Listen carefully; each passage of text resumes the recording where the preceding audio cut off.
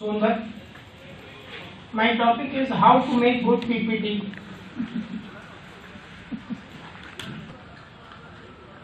These are the key points of my presentation. First, fonts. In PPT, power point presentation में हमने देखा कि font size की बड़ी प्रॉब्लम होती है, क्योंकि पावर पॉइंट से हमें मास को कैप्चर करना होता। 4-5 स्टूडेंट हैं या कम लोग हैं तो हमें पीपीटी की उतनी जरूरत नहीं है, लेकिन ज्यादा लोग अगर हैं तो पावर पॉइंट प्रेजेंटेशन हमें बनाना पड़ता। लेकिन पावर पॉइंट प्रेजेंटेशन में हमने देखा कि जनरली होता क्या है कि हमारी हेडिंग की साइज कम होती है और टेक्स्ट की साइज बड़ी हो जाती है या दोनों सेम साइज होती है। तो पावर पॉइंट प्रेजेंटेशन में हमें ये देखना है कि आपकी हेडिंग बोल्ड हो और उसकी फॉन्ट साइज कम से कम 36 to 40 के बीच है। ये फिक्स प्रोपोर्शन है। सेकंड, कि जो टेक्स्ट का आपका फॉन्ट साइज हो वो 24 to 28 होना चाहिए। और फॉन्ट के बारे में ये है कि किसी एक स्लाइड पे 3 या 4 फॉन्ट साइज से ज्यादा फॉन्ट साइज का मैटर ना हो, आइदर हेडिंग और टेक्स्ट और सम। और एक स्लाइड में 5 to 6 लाइन से ज्यादा लाइन आपको पीपीटी स्लाइड पे नहीं लेनी है। अगर आप 6 लाइन से ज्यादा लेते हैं तो आपकी फॉन्ट साइज ऑटोमेटिक कम हो जाएगी। Second, subject matter. Subject matter जो भी पावर पॉइंट पे आप लें उसमें सबसे पहली बात की कंसिस्टेंसी होनी चाहिए। सब्जेक्ट मैटर पे consistency regarding font size and style. कई लोगों को हमने देखा है या महसूस किया या स्टार्टिंग स्टेज में हम भी पीपीटी बनाते थे तो गूगल पे गए, सर्च किया टॉपिक, वहां से कॉपी किया, लाके पावर पॉइंट पे पेस्ट कर दिया। पेस्ट करने के बाद कुछ ड्रॉबैक्स रह जाते थे, जैसे अंडरलाइन। जहां से आपने कॉपी किया वो अंडरलाइन आपकी सेम कॉपी हुई और पीपीटी पे भी आ जाती है। स्टाइल, फॉन्ट स्टाइल, कुछ वर्ड्स इटैलिक होते हैं जिनको आपको ठीक कर लेना है पावर पॉइंट पे। कंसिस्टेंसी मीन्स कि आपके जो सब्जेक्ट मैटर की कंसिस्टेंसी हो, फॉन्ट साइज सेम हो और स्टाइल आपका सेम होना चाहिए through out the PPT. Avoid too much colour on subject matter. जो भी सब्जेक्ट मैटर आपने लिया है उसमें कलर कॉम्बिनेशन को अवॉइड करिए। Power point presentation single colour में हो, ब्लू कलर हो और व्हाइट बैकग्राउंड हो, ये आप देख लीजिए। कॉन्ट्रास्ट पावर पॉइंट बेटर माना जाता है। और सब्जेक्ट मैटर जो आपने रेदर देन सेंटेंसेस लिखे हैं उनको ब्रेक कर दीजिए आप बुलेट पॉइंट्स में और उसको प्रेजेंट करिए। Third, presentation style. जो भी आपने सब्जेक्ट मैटर लिया, पावर पॉइंट प्रेजेंटेशन बनाया, उसका प्रेजेंटेशन भी सबसे इंपॉर्टेंट है। रेदर देन रीडिंग, आपको जो भी प्रेजेंट करना है वो रीडिंग करने के बजाय अगर आप प्रेजेंट करेंगे तो ज्यादा बढ़िया होगा। इसकी स्टार्टिंग सब्जेक्ट मैटर से ही हो जाती है।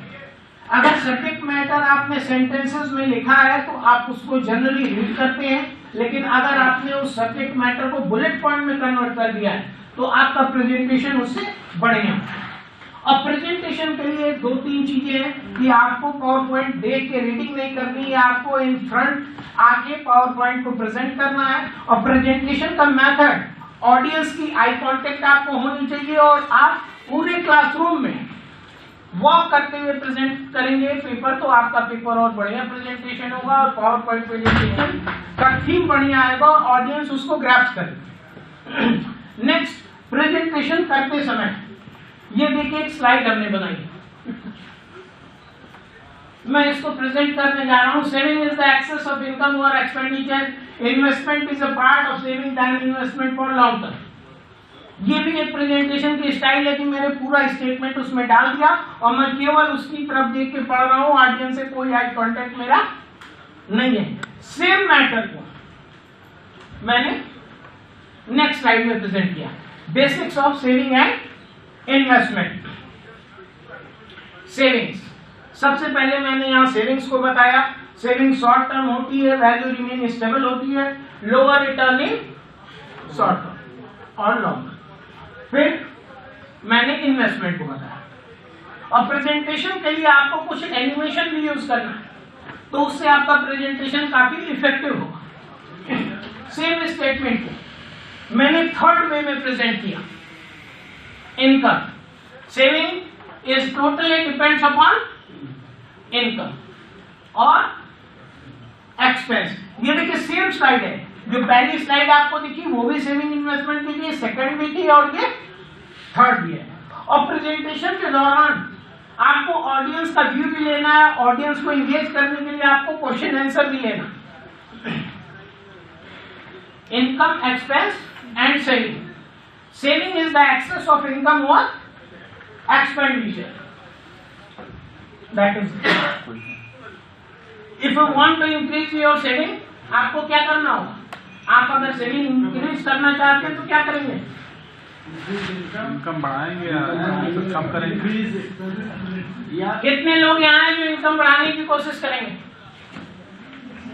और कितने लोग यहाँ हैं जो एक्सपेंस को घटाने की कोशिश करेंगे?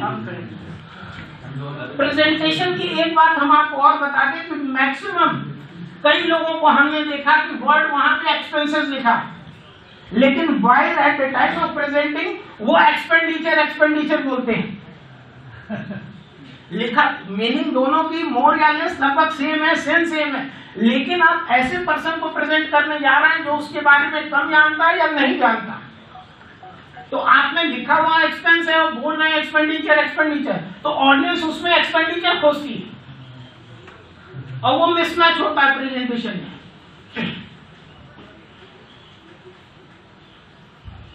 What is difference between these two equations? In mathematically term both are same, लेकिन साइकोलॉजिकल और फिलोसफी दोनों में चेंज है। यहाँ एक्सपेंस को प्रायोरिटी है और यहाँ सेविंग को प्रायोरिटी। ये मेरा करंट कल्चर है, फादर का कल्चर, और ये ग्रैंड फादर का कल्चर है। Income is equal to expenses plus saving. आएगा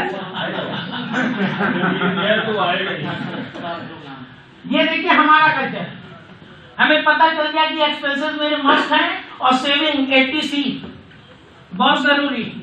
सेविंग मीन्स सैलरीड पर्सन के लिए सेविंग की मीनिंग केवल 80C। हमें पता चल गया कि एक्सपेंस तो मेरे फिक्स है, सेविंग भी हमें 80C की करनी है, तो इनकम क्या हुई? फरवरी मार्च में आते आते लोन लेंगे, हमें लोन लेने की जरूरत पड़ेगी। और सर्वे हुआ, उस सर्वे में ये निकला है कि ये जो पोर्शन है लोन वो सैलरी क्लास के पास है। 100 में से 92% ऐसे हैं जिनके पास लोन है, either vehicle loan, either house loan, personal loan, क्योंकि बिना लोन के ये दोनों चीजें पूरी नहीं हो सकती। सेविंग के लिए भी लोन, सेविंग के लिए भी सेविंग के लिए लोन। देखिए लोन का नेचर जो कुछ भी हो, भले मार्च में हमें लगा कि मेरा 80C में 150 नहीं हो पा रहा है, NPS में नहीं हो पा रहा है, तो मैंने अपने ब्रदर से लोन ले लिया जो कि बिजनेसमैन है। क्या महंगा तो टैक्स बढ़ जाएगा, सेविंग करने से हमें 50,000 रुपए दे दो, मैं तुम्हें बाद में वापस अप्रैल मई में जैसे सैलरी मिलेगी हम वापस कर देंगे। Choosing the right investment option, आप एनिमेशन भी यूज कर सकते हैं, मीन्स आप अपने प्रेजेंटेशन को अट्रैक्टिव बनाइए rather than statement sentences. Safety, liquidity and return, there are the 3 pillar of investment. कि अगर आपको सेफ्टी पसंद है आप पोस्ट ऑफिस सेविंग FD में जाइए, अगर आपको लिक्विडिटी पसंद है तो आप करेंट अकाउंट में जाइए या लिक्विड स्कीम में जाइए, और अगर आपको रिटर्न पसंद है तो ऐसे ही लोगों का इंतजार करते हैं फ्रॉड करने वाले कि जिनको रिटर्न पसंद है उनको इनवाइट करते हैं, उनका पैसा डुबा देते हैं। आपको करना क्या है? Balance between safety, liquidity and return. आपको तीनों में बैलेंस बनाना है। Investment philosophy, evaluate risk on every investment, decide the investment based on needs. जो आपको जरूरत है उस बेसिस पे आप इन्वेस्टमेंट करिए, रेदर देन कि किसी ने आके बता दिया कि SBI की लाइफ पॉलिसी ये है, यहाँ रिटर्न ये है। आप अपनी need, retirement planning, child education, daughter's marriage, इसके हिसाब से आपको इन्वेस्टमेंट करना है। Do not invest any scheme that you do not understand. अगर कोई भी स्कीम जो आपकी समझ में नहीं आती उसमें इन्वेस्ट मत कीजिए। Do not invest on trust, have everything backup by document. एक वीडियो यहाँ पे है, कौन चला रहा है ये? करते हैं प्रेजेंटेशन को इफेक्टिव बनाने के लिए। और सबसे बड़ी बात ध्यान देने की पावर पॉइंट प्रेजेंटेशन में है कि कई प्रेजेंटेशन में हमने देखा कि रिसोर्स पर्सन पेन ड्राइव में अपना पावर पॉइंट प्रेजेंटेशन लेके आए और जब इंसर्ट किया गया तो फाइल ओपन ही नहीं। तो अगर आप भी कहीं पावर पॉइंट प्रेजेंटेशन के लिए जाते हैं तो इतना